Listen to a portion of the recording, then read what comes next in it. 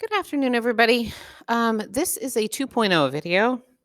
So when I made the original video for lesson 5-4, I must have been exhausted and completely messed it up. So we're going to do this again. The focus for today is multiplying mixed numbers. Now, I know you've done it before, but I want to take a look at how do we find out if what you're doing, if what you're showing is reasonable. And in order to do that, I want to kind of take a look as we go through. So we're going to start off with 2.5 times 4 5/7. Okay. So 2.5 times almost 5, not quite. Now, you know that the first step you need to do is change everything to improper fractions. 2 times 2 plus 1, 5 halves. 7 times 4 is 28 plus 5, 33. Now, there is absolutely nothing that we can simplify here. So we just have to move forward. Okay. So you're going to multiply your numerators straight across. 33 times 5, 15, 16. So 165 over 14. Okay. Not easy numbers. And they don't have a lot of meaning. I mean, you know it's a lot, but you don't know how much.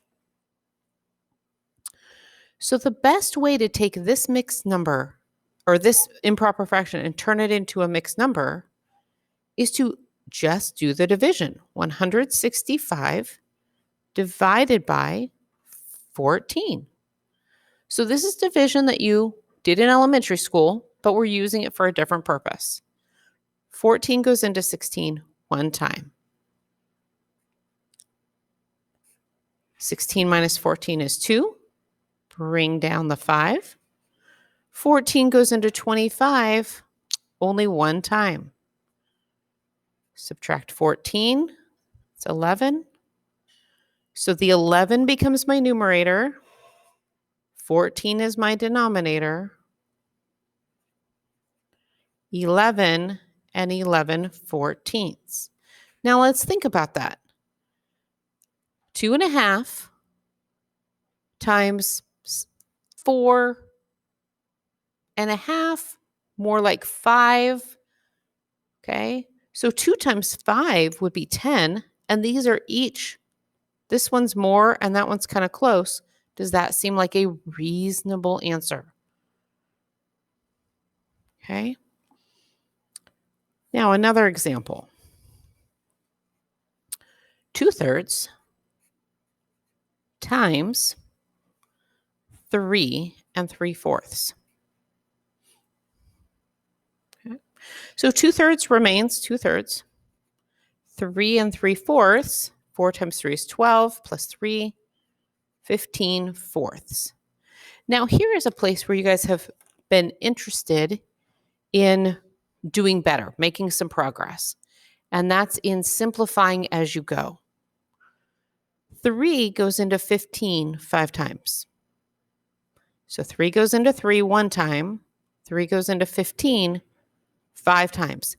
You have to be choosing a number that's in the denominator and the numerator. It has to go across. They can't be both in the denominator or both in the numerator. In the case of this one, 2 goes into 2 one time. 2 goes into 4 2 times. So now I have 5/2 or 2.5. Okay. Now I will remind you also to read the questions carefully. Pay attention to the little details like the one that I messed up before, and I will fix it. So pay attention to those things. And then if the question asks you to answer something in a complete sentence, obviously do that as well. We will practice more with this tomorrow. I'm very proud of you.